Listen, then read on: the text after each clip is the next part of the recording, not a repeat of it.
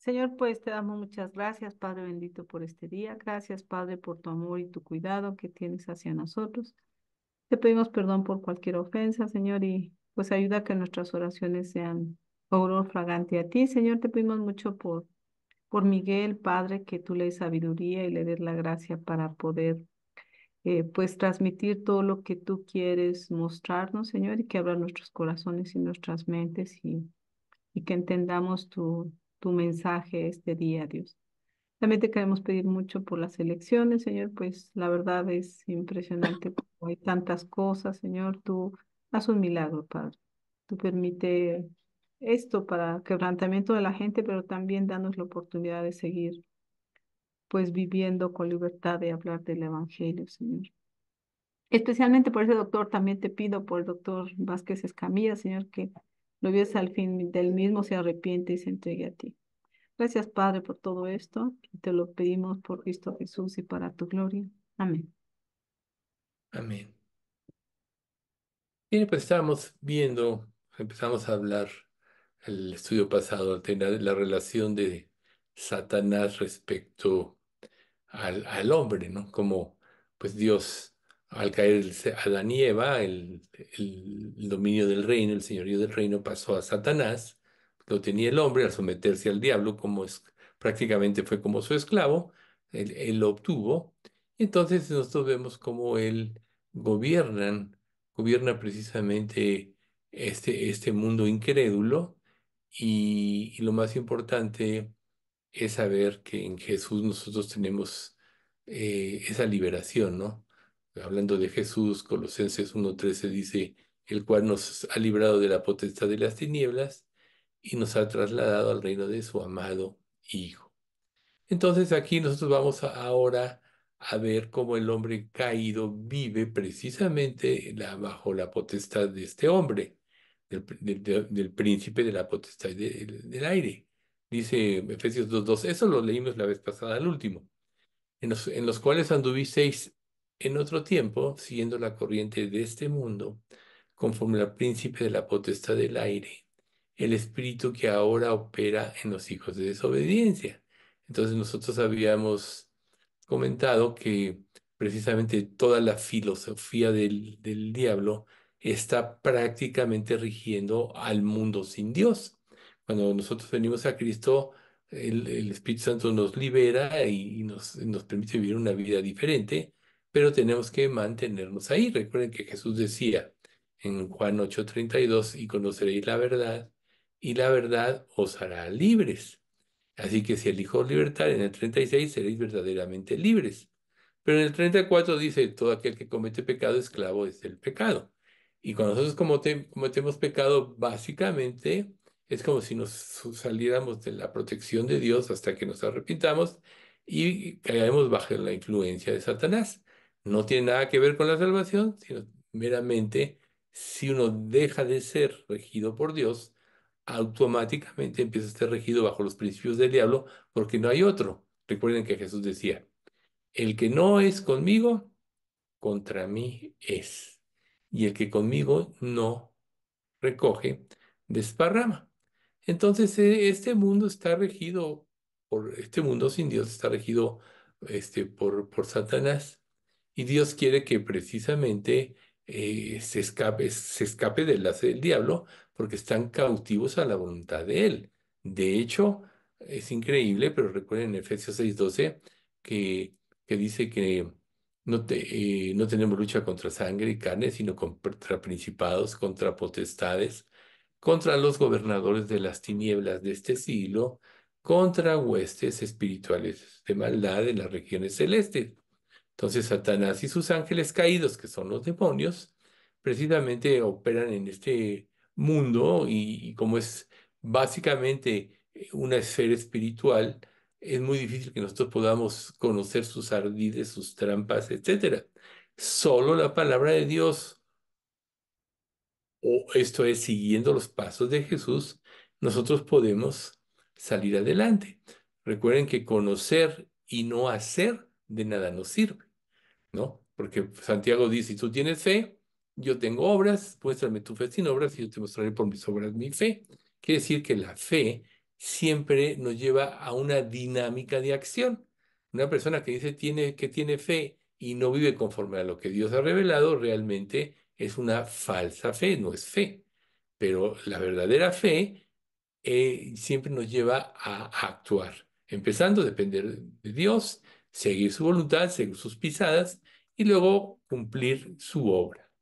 Entonces, eh, el príncipe de la potestad del aire, prácticamente sus acciones son mortíferas, y el ser humano sin Dios no tiene otra porque su mente está reprobada. Recuerden, la mente invertida es que piensa al contrario de como debe pensar. En lugar de amar a Dios, a su creador, lo odia, se esconde de él, trata de escapar de él, lo ve como su enemigo, cuando de él, por él y para él son todas las cosas, o como le dijo Daniel a Belsázar, ¿no? Honraste a los dioses de madera, de heno, de plata, de bronce, etcétera, y al Dios en cuyas manos está tu vida, no honraste. Así es el hombre sin Dios.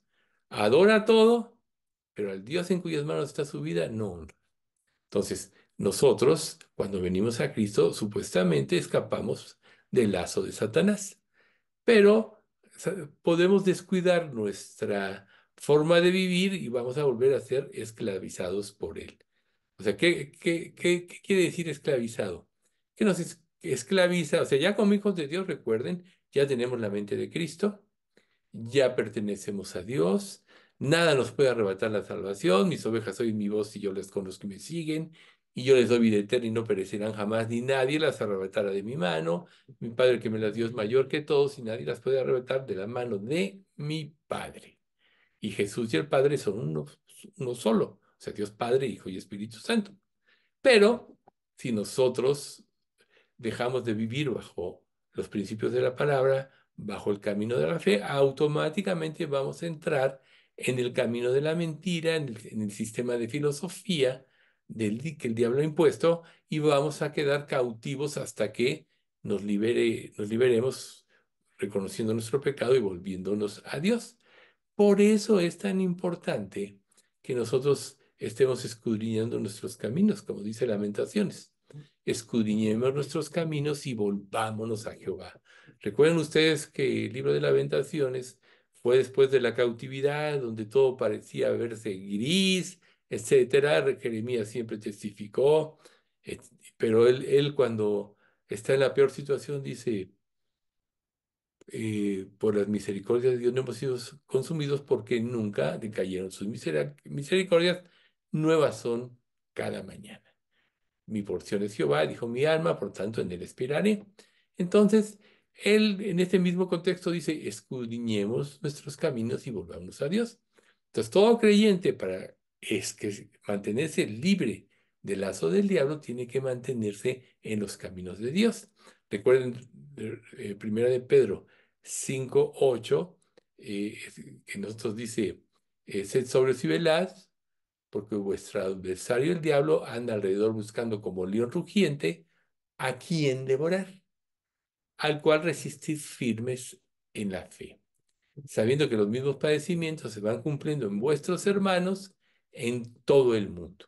Entonces, cuando nosotros venimos a Cristo, ya pasamos a formar parte de la familia de Dios, pero tenemos que mantenernos actuando con la mente de Cristo, esto es, basado en los principios de la palabra, en obediencia y fe.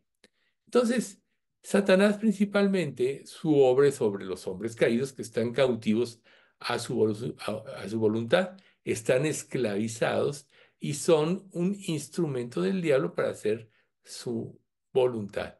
Recuerden ustedes que Satanás no se va a presentar como ese muñeco de cuernitos rojos, ¿no? Que es pues una situación hasta de risa, ¿no? Él nunca se manifiesta. No sabemos que Él está actuando, Él actúa a través de las personas, a través de los ídolos, o sea, Él está oculto, está enmascarado de su verdadera identidad. Segunda de Corintios 11, 14, 15 dice, y no es maravilla, porque el mismo Satanás se disfraza como ángel de luz.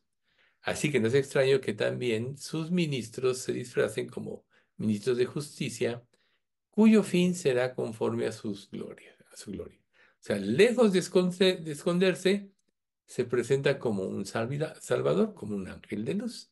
Entonces, no sabemos cómo actúa, no sabemos cómo piensa, no sabemos cómo se manifiesta en el ámbito espiritual. Recordemos ahorita el mencionado de Efesios 12, tenemos una lucha contra huestes espirituales de maldad, pero lo único que sí nos puede liberar es la palabra de Dios. ¿Por qué? Porque Satanás es un mentiroso. ¿Quién no se sabe este pasaje? Vosotros sois de vuestro padre el diablo y los deseos de vuestro padre queréis hacer. Él ha sido homicida desde el principio y no ha permanecido en la verdad, porque no hay verdad en él.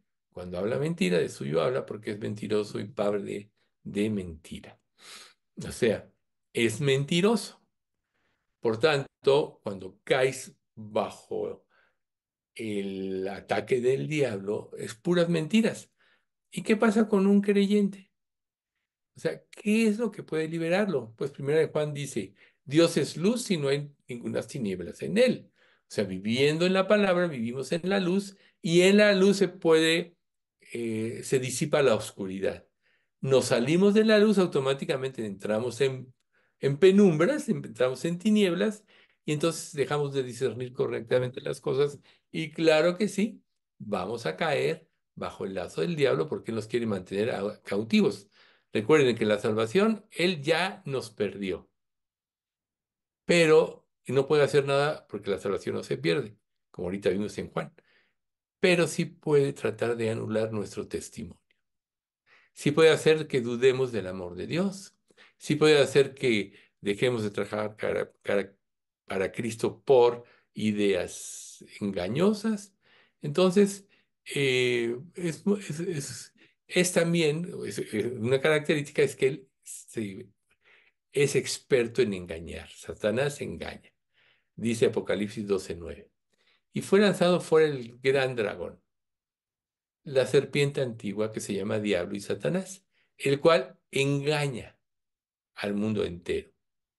Fue arrojada a la tierra y sus ángeles fueron arrojados con él. Entonces aquí el punto es, engaña al mundo entero. ¿A qué mundo?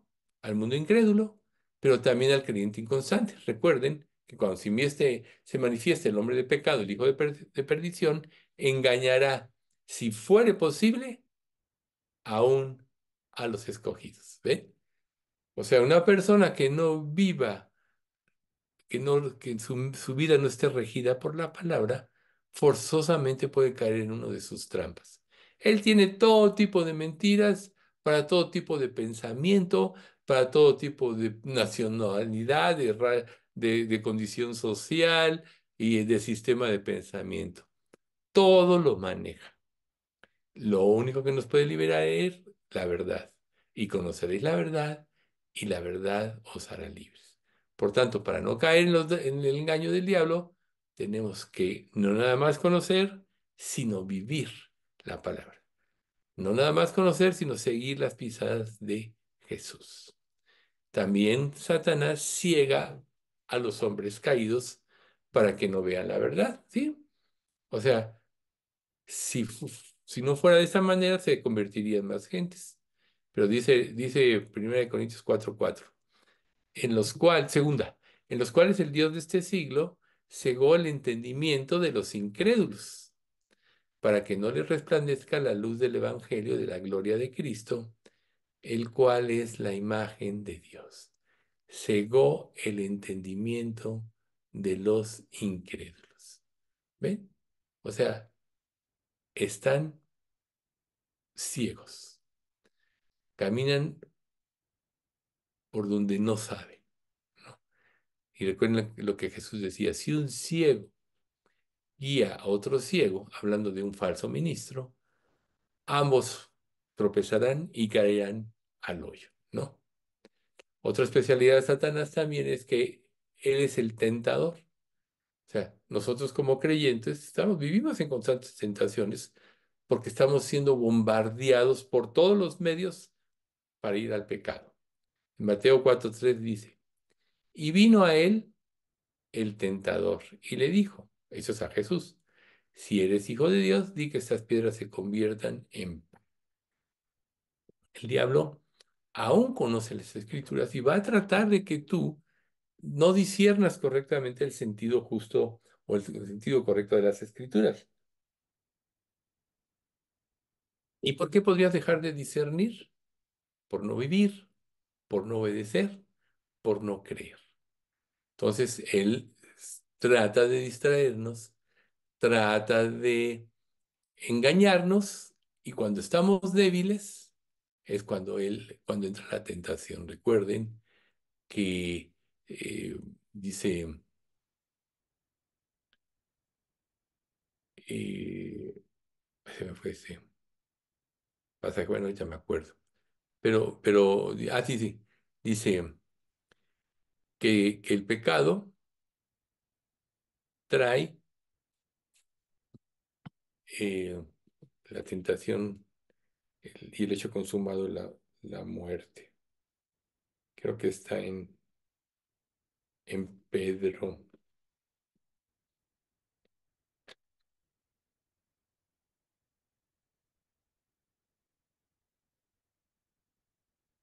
Dice,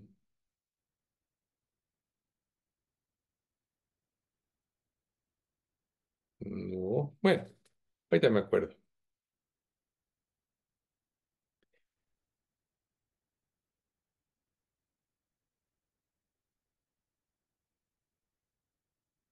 Eso me puede decir. Bueno, bueno, volviendo aquí al punto. Así, cada uno es tentado conforme a su concupiscencia. Después la concupiscencia da luz al pecado y el hecho consumado da a luz la muerte. Ahorita no me acuerdo de la cita, ¿sí? O sea, todos tenemos en nuestra mente un, una inclinación. Dios nos dio la mente de Cristo, pero seguimos luchando con el sistema antiguo de pensamiento. Lógico, la fe, el arrepentimiento, la obediencia nos va librando y va fortaleciendo nuestro ser interior por medio de ese espíritu. Y mientras más obedecemos, se va fortaleciendo o va haciendo más clara la voz de Dios en nuestra mente, y es más difícil que nosotros no pequemos. Pero ¿qué pasa si descuidamos esto? Entonces el conjunto de ideas y todo empiezan a confundirnos, y es ahí donde caemos, y es ahí donde el diablo aprovecha para tentar. Recuerden que Satanás tentó a Jesús conforme a las escrituras.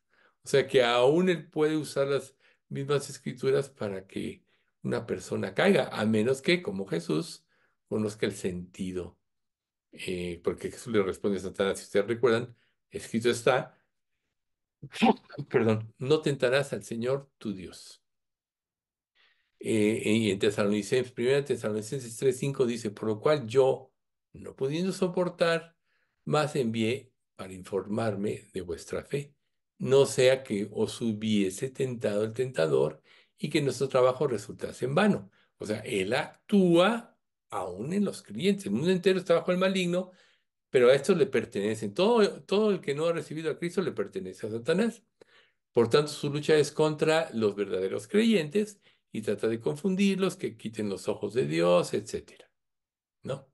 Entonces, para que nosotros podamos entender todas estas características del diablo, también tenemos que entender el carácter universal del pecado. Y ese es el próximo subtítulo sobre el cual vamos nosotros a empezar hoy. No vamos a acabar. Pero lo importante es, y lo que vamos a empezar a analizar es la pecaminosidad del pecado. Recuerden algo muy importante. Muchos de nosotros, cuando pecamos, tratamos de minimizar el pecado porque muy en lo profundo nos queremos arrepentir o lo consentimos. O sea, recuerden cuando David, por ejemplo, peca con Betsabé. Pasó un tiempo aproximadamente de 2 años de que vino la violación, se murió el niño, mandó matar a Urías el Eteo, etcétera. Y al tiempo que Dios consideró oportuno, mandó al profeta Natán y le puso aquella alegoría de la ovejita que tomó que él solo tenía uno, etcétera. Y le dijo, tú eres ese hombre, cuando dijo, este merece morir. Entonces, a veces el mismo pecado está velado porque nosotros no lo queremos. En un sentido, no vemos la magnitud del pecado. El Salmo 51, el Salmo 32 son una evidencia de ese arrepentimiento de David y nos da la muestra que algo muy importante que es donde vamos a empezar. Contra ti, solo yo he pecado. O sea, el pecado siempre es contra Dios. El pecado es producto, lo heredamos de la rebelión que tuvo Adán y nos impidió tener el entendimiento correcto de la naturaleza o carácter del pecado. Pero si nosotros estudiamos las manifestaciones, como vamos a empezar a ver, y los atributos del pecado, entonces, que revelan las escrituras, podemos descubrir y salirnos precisamente de cualquier trampa, pero además podríamos ayudar a muchas personas aún a la conversión, ¿sí? Porque cuando tú le dices a una persona, por ejemplo, estás testificando, arrepiéntete, y nosotros ya hemos comentado que tenemos que hacer ver a la persona que el primer pecado es que es contra Dios, no es la mentirita, cualquier pecado es contra Dios. Y, y Dios, que es un juez perfecto, que tiene una moral perfecta, pues él es el primero que ofendemos y prácticamente por eso es que Él va a actuar en el infierno dando una condenación eterna. Pero no es algo impersonal, no es nada más peque y ya, sino que va en contra de Dios. O sea, podríamos definirlo de esta manera. El pecado es un crimen contra la persona de Dios. Entonces nosotros necesitamos en este estudio definir varios términos que nos van a ayudar a entender la magnitud del pecado. Primero, tenemos que entender cómo manifiesta la Biblia la pecaminosidad o la maldad del pecado. Recuerden que vivimos en un mundo religioso, hay más de 20.000 religiones, 10.000, quién sabe cuántas, y muchos adoran en las iglesias, pero no toman conciencia de la naturaleza atroz del pecado. O sea, acuérdense del ejemplo que ponía Ray Comfort. Si tú te subes a un avión y te dice, ponte este paracaídas, no, ¿para qué me lo pongo? Solo me voy a sentir incómodo. Pero si le dices a la persona, no, es que el avión se va a caer. Si le crees a la persona, entonces te vas a poner el paracaídas y vas a estar listo. Así es la convicción de pecado.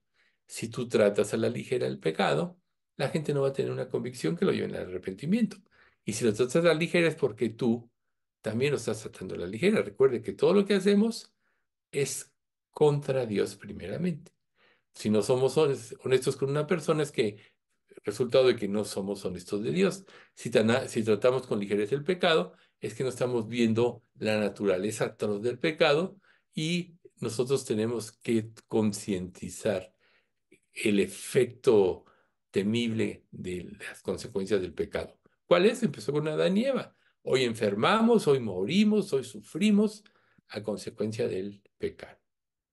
Entonces, aquí, cuando nosotros entendemos lo grave del pecado, es cuando podemos apreciar la salvación de Cristo y ya sabemos que de ello depende. Entonces, volviendo a enfatizar, el pecado siempre es primeramente en contra de Dios. El pecado es una ofensa a su persona, porque Dios es santo. Imagínate que tú, por ejemplo, trabajes haciendo una organización de algo, hagas un manual, pasaste día y noche viendo todos los posibles, las posibles anomalías que puede haber, pusiste un orden de acción y todo eso. Y haces este manual para que opere en un grupo de personas que van a trabajar en una empresa, etcétera. ¿Y qué pasa si estas personas ni siquiera lo leen o no lo obedecen? Yo creo que tú, como dueño de la empresa, o como la persona que elabora esto, te enojarías con ese tipo de personas y hasta las despedirías. Ahora imagínese un Dios que creó todas las cosas, que es un Dios santo, que nos dio prácticamente el manual de operación del hombre, que es la palabra de Dios. Cuando nosotros lo tomamos en poco, esto es cuando tomamos en poco las advertencias de la palabra, o la gravedad del pecado, es como si pusiéramos un puño en contra de Dios que reina sobre todas las cosas. Es como si le diéramos un golpe a toda su integridad y todo eso. Claro, no lo podemos hacer porque Él es completo en sí mismo, pero es lo importante es aquí para nosotros ver cómo realmente estamos ofendiendo a Dios. Entonces, el siguiente paso es el pecado contra el prójimo. Si tú pecas contra Dios, obviamente vas a pecar contra el prójimo que está hecho a la imagen y semejanza de Dios. O sea, nosotros, recuerden, noche, el hombre fue hecho a la imagen y semejanza de Dios. Entonces, pecar contra Dios o pecar contra el prójimo prácticamente es una ofensa a Dios. Pero también recuerden que Jesús dijo que el primer mandamiento es amarás a Dios por sobre todas las cosas, etcétera, y el segundo es semejante, amarás a tu prójimo como a ti mismo. Vean cómo las dos cosas están totalmente ligadas. O sea, amar a Dios te va a llevar a amar a tu prójimo. Por ejemplo, en Primera de Juan, capítulo 5 dice, nosotros sabemos que amamos a Dios, a los hijos de Dios, cuando amamos a Dios y guardamos sus mandamientos. ¿Ven? O sea, si nosotros no amamos a Dios, no podemos amar a los hijos de Dios.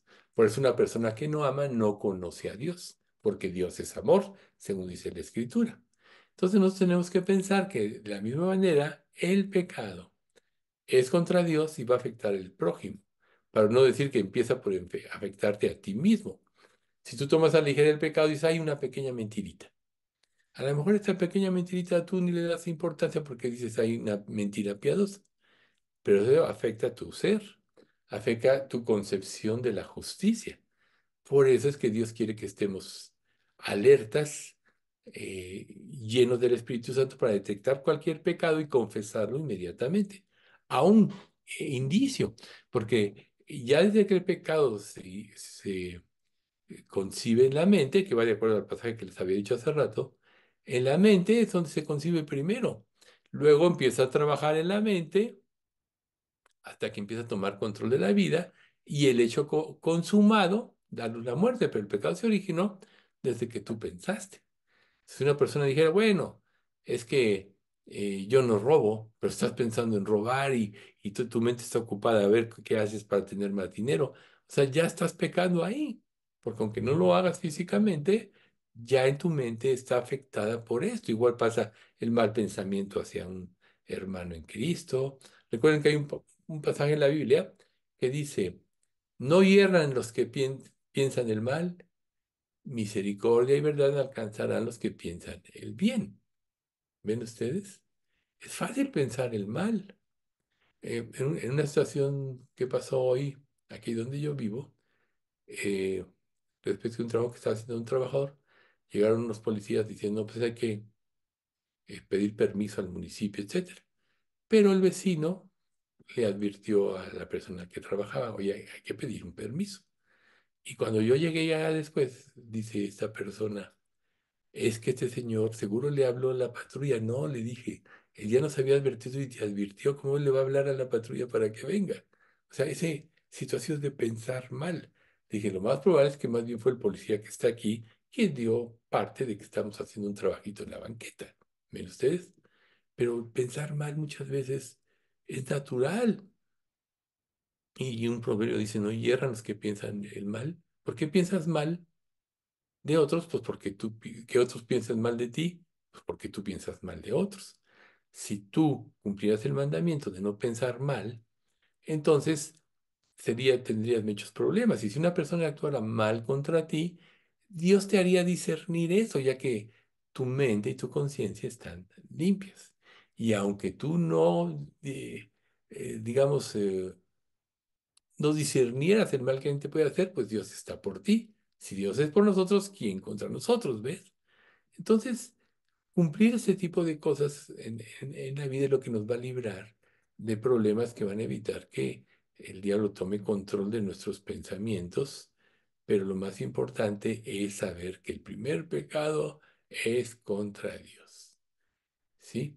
Por ejemplo, una persona podría preguntar, ¿cómo Dios puede juzgar a un ateo si es un hombre que no entiende la grandeza del Salvador y por eso lo niega?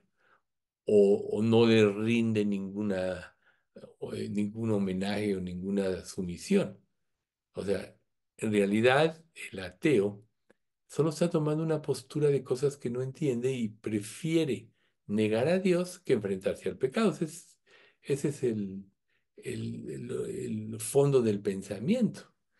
Un religioso es peor. Yo digo que es más fácil que se convierta en un ateo que un religioso, porque el religioso usa la religión para justificar su pecado, pero se cree bueno, se cree salvo. ¿Y cómo lo vas a sacar de ahí?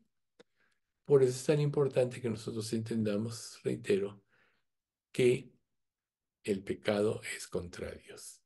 Y entonces, cuando una persona no ve la magnitud de su pecado, lo justifica, vamos a volver al ejemplo de David, primero ve y codicia. Manda a preguntar quién es esa mujer, Betsabé, y le dicen, es esposa, es casada. Pues ya ahí era un freno. Y luego le dicen, es esposa de uno de tus 30 valientes, Urías el Eteo. Un mayor freno, pues ya que él había participado de todas las batallas con David, etcétera, ¿no? Pues aún así él decide pecar y trata de que se embarace. Digo, ella le dice, oye, estoy embarazada y trata de justificar el embarazo mandando traer a Urías Eteo para que pues duerma con su esposa y se justifique el pecado. Claro que Dios no lo permitió.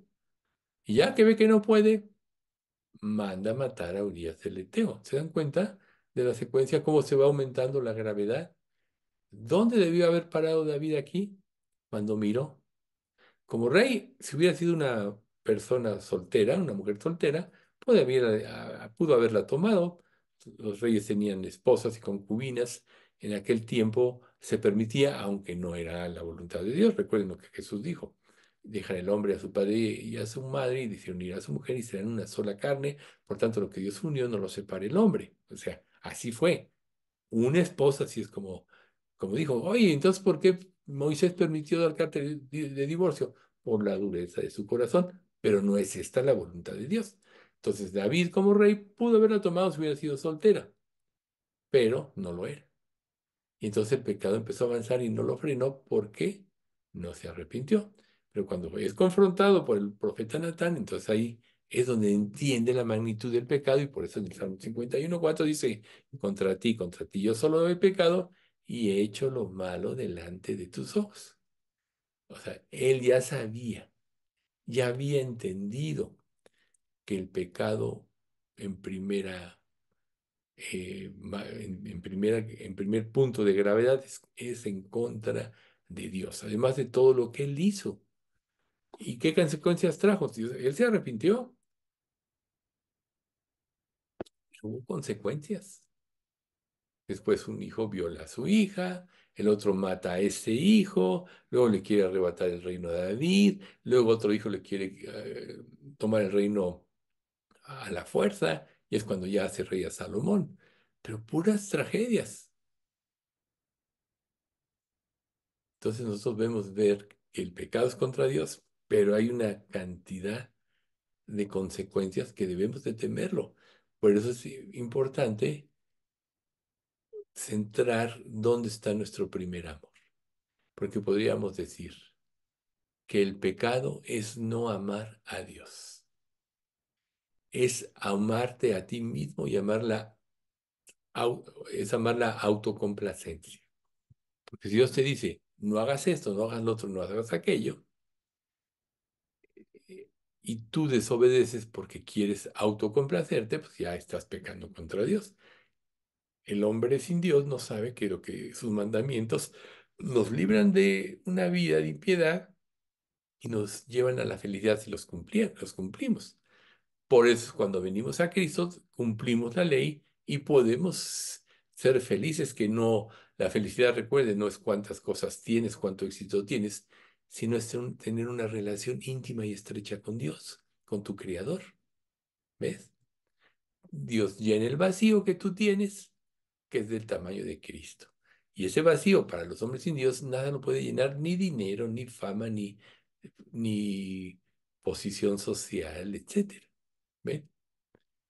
Entonces, amar a Dios con todo tu corazón y con toda tu alma y con toda tu mente y con todas tus fuerzas es el primer mandamiento. Y Jesús dijo, Juan 14:15, si me amáis, guardad mis mandamientos. A lo mejor dices, es que yo amo a Dios, pero no guardas sus mandamientos. Entonces no amas a Dios, ¿ves? Eso es lo que hace la Escritura. Amar a Dios significa guardar sus mandamientos. Amar a Dios significa amar a los hijos de Dios, como dice 1 Juan capítulo 5.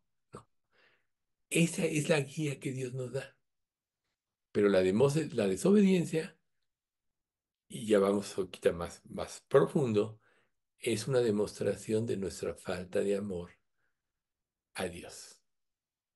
Por eso es que cuando el apóstol Pablo quería demostrar la depravidad o la depravación de la humanidad, en el libro de Romanos, que es un libro maravilloso, él tasa a los hombres como aborrecedores de Dios. El ser humano aborrece a Dios porque está muerto, porque no quiere saber nada de él, ¿sí? Entonces, hasta que no entiende que contra quien lo creó es el más grave pecado, no se va a arrepentir verdaderamente. Por ejemplo, en Hebreos 10:28, el que viola la ley de Moisés por el testimonio de dos o de tres testigos muere irremisiblemente, tan solo por violar la ley. Pero hay un peor pecado que violar la ley, que es el 29. ¿Cuánto mayor castigo pensáis que merecerá el que pisoteare al Hijo de Dios y tuviere por inmunda la sangre del pacto de la cual fue santificado e hiciera frente al Espíritu de gracia? O sea, amar a Dios es lo más importante. Y dice, el que me ama guardará mi palabra, el que ama a Dios va a amar a Cristo, por eso podemos ir a Él. El que ama a Dios va a obedecer. El que no ama va a estar lleno de rebeldía. Porque yo, porque a mí no, porque esto. Fíjense, qué cosa tan curiosa. Israel, Egipto representa la antigua vida. Un pequeño adelantito de la Pascua. Representa la vida sin Dios, la vida de incredulidad. Cuando Dios libera a Israel, el paso después de ver todas las maravillas que Dios hizo de las plagas, todo, entran a la tierra prometida. Pero ellos no le creen a Dios. Oye, ¿por qué no hay agua? ¿Por qué nos matas de sed? Danos carne. En esos 40 años, que podríamos decir que esos 40 años es la transición al reino, que podríamos decir que es nuestra vida, el reino, cuando Josué mete a Israel a la tierra prometida, es prácticamente, ya es como cuando nosotros vamos al cielo.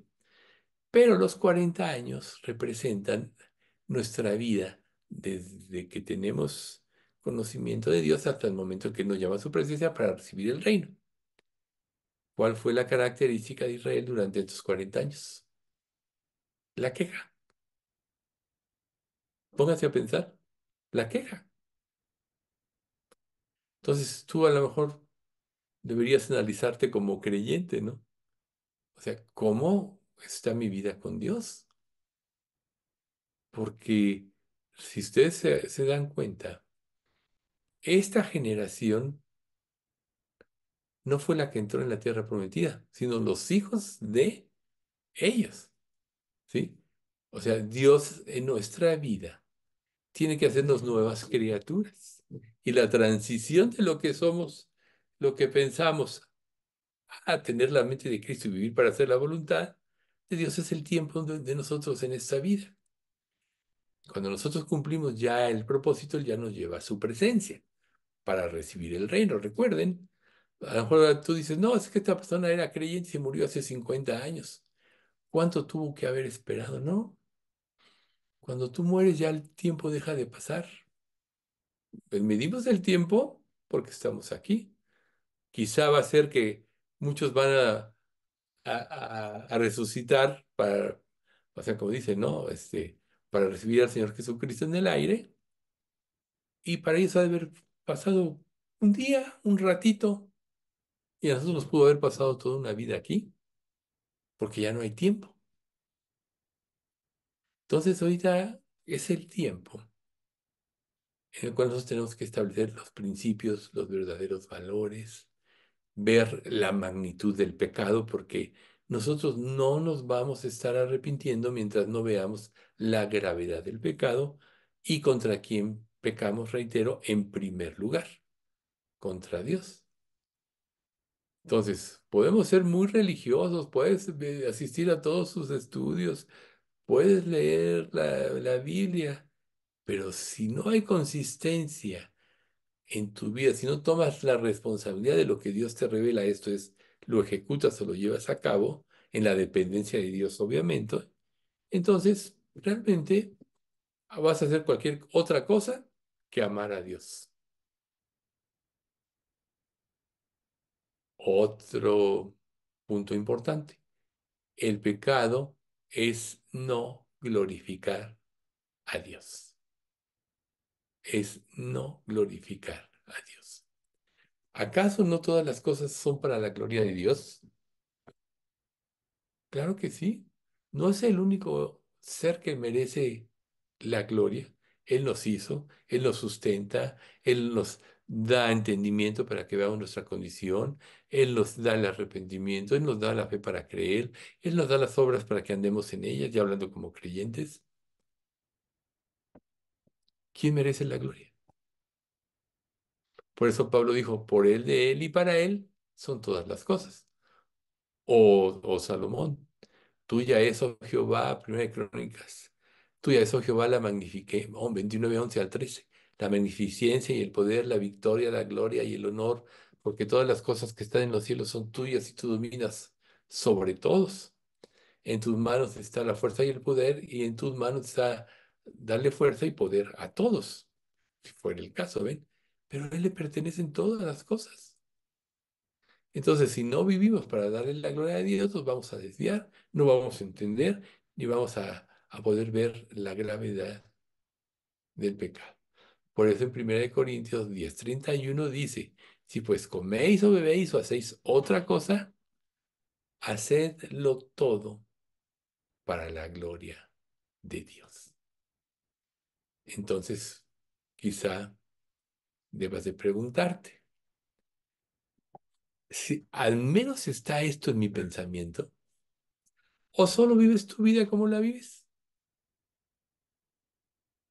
Como viene, como se presentan las circunstancias. Si así vives, ya perdiste la pista. ¿Qué te mueve o qué te puede llevar a vivir para darle la gloria a Dios? La gratitud.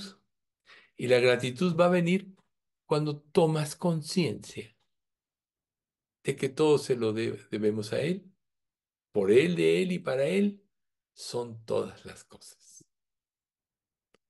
¿Y cómo vas a tomar conciencia si vives para ti mismo? Por eso es que una de las cosas en donde más tenemos que trabajar a partir de la conversión es glorificarlo a Él.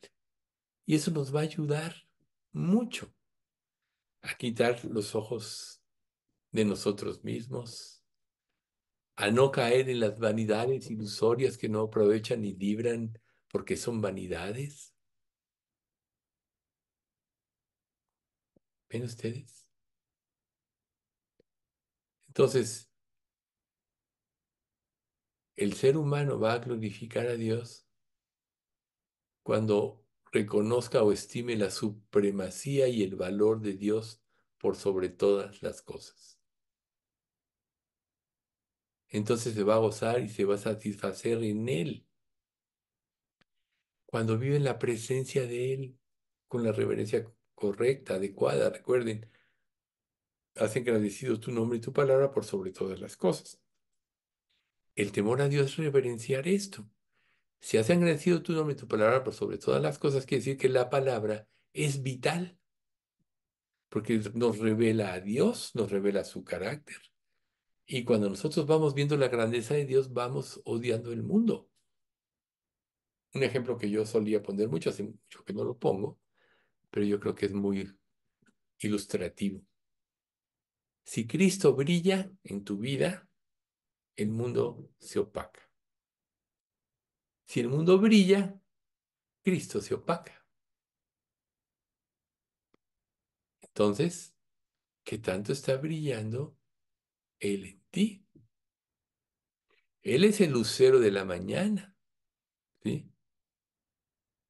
Recuerden, ninguna de las profecías de la Escritura es de interpretación trivial, porque nunca la profecía fue traída por voluntad humana, no es el anterior. Es que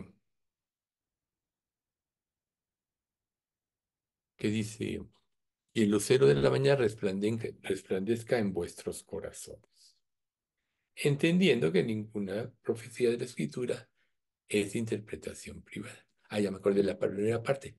Tenemos la palabra profética más segura, a la cual hacéis bien en estar atentos como una antorcha que alumbra en un lugar oscuro, o sea, la luz sobre las tinieblas, hasta que el día esclarezca, hasta que empecemos a ver con ojos espirituales y el lucero de la mañana salga en vuestros corazones.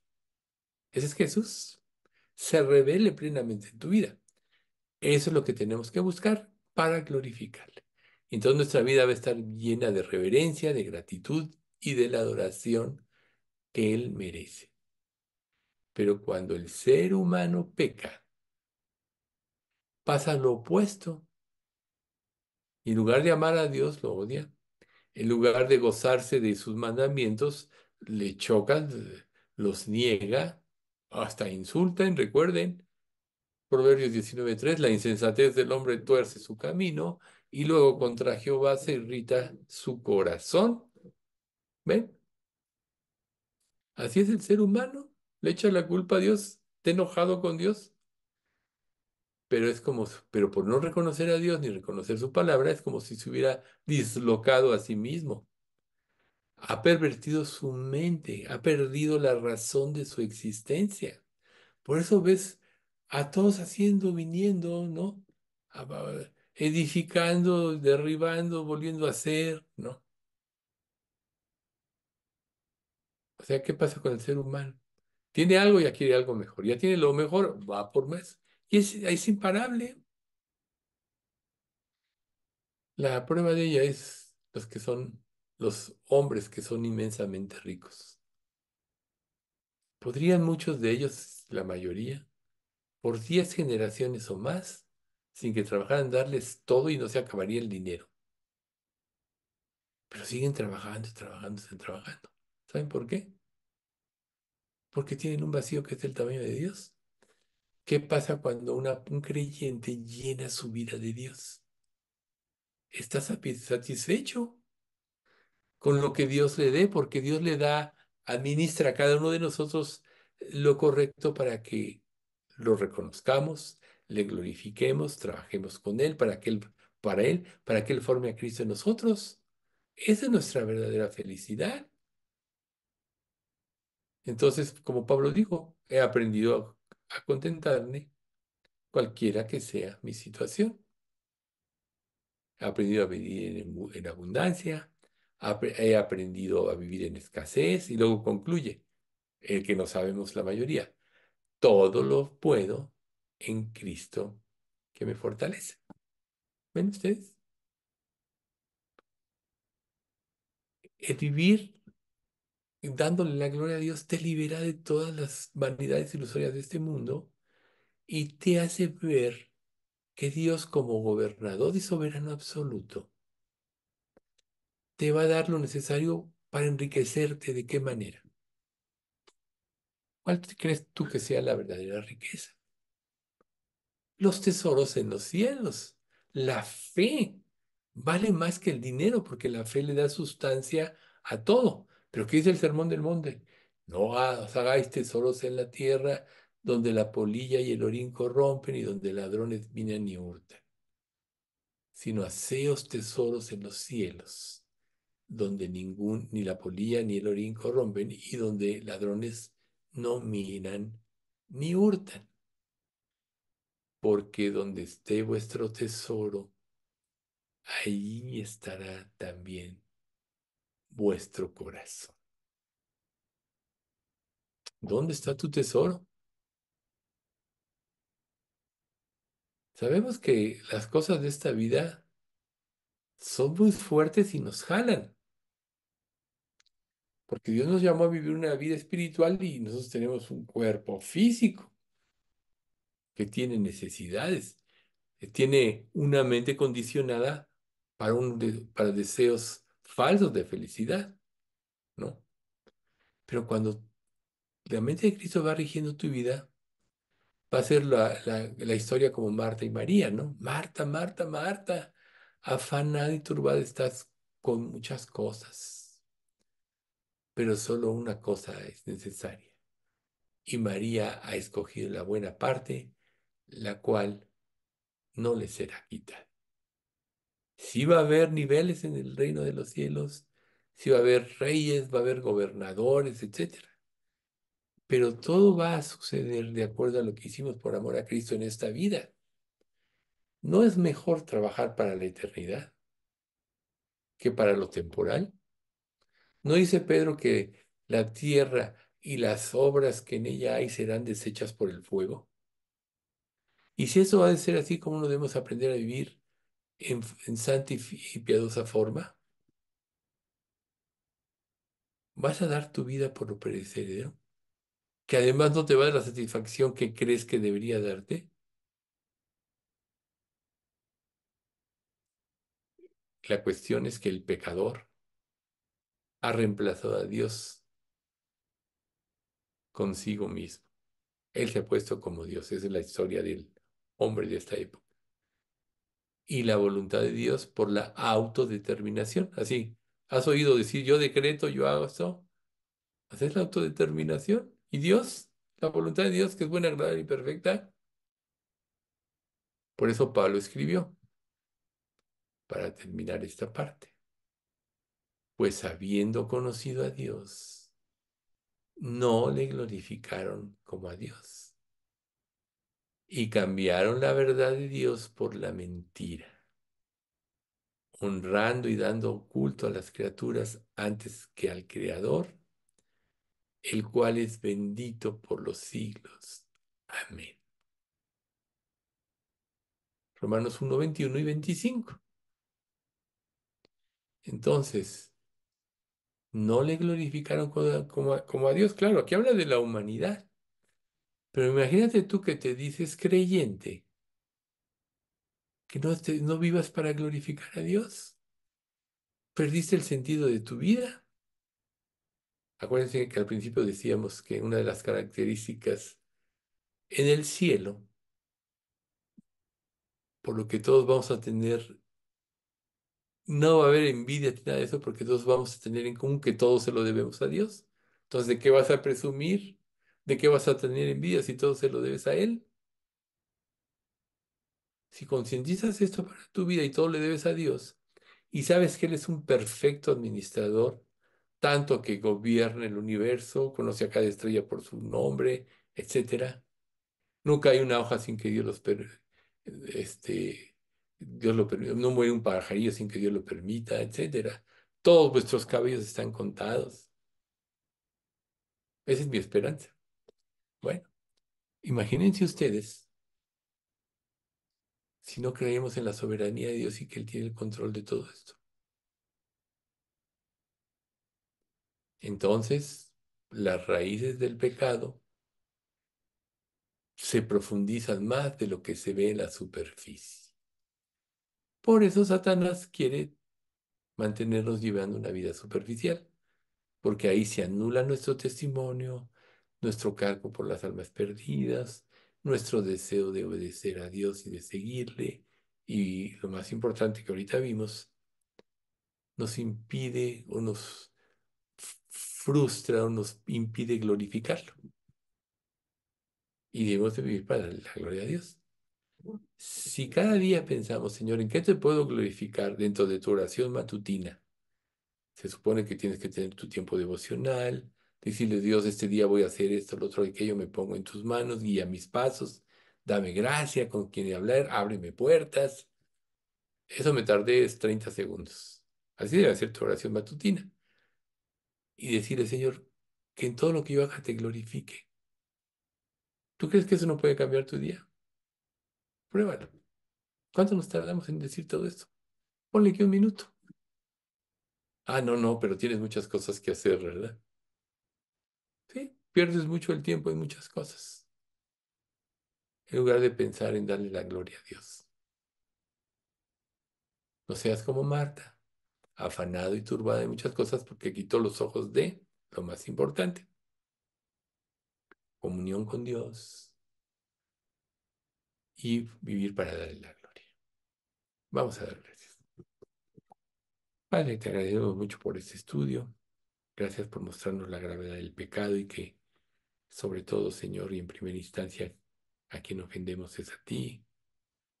Señor, tememos que el pecado nos robe la visión correcta de todas las cosas, que nos impida glorificarte como tú lo mereces, pues todo te lo debemos. Así que enséñanos, Señor, a apreciar cada día más tu palabra, a meditarla, a apropiarla, a personalizarla, para que ella empiece a regir nuestras vidas. Queremos ser obedientes en todo como lo fue Jesús, quien vivió además de todo para glorificar a Dios Padre. Y tú, Señor, le glorificaste a Él. Así tú prometes que a tus ciertos fieles también tú los vas a glorificar. Pero lo que más nos importa ahora, más que nada, Señor, es que te glorifiquemos con nuestra vida. Así que límpianos de todo pecado, límpianos de toda maldad. No permitas que ningún pecado avance en nosotros, que tu Espíritu Santo nos permita detectarlo y destruirlo, arrepintiéndonos, Padre, y cambiando nuestra mente y nuestro corazón para que sea hacia ti. Padre, guarda nuestra iglesia, mantén en santidad y prepara nuestros corazones para este domingo que vamos a llevar a cabo la cena del Señor. Todo esto te lo pedimos en nombre de Cristo Jesús. Amén.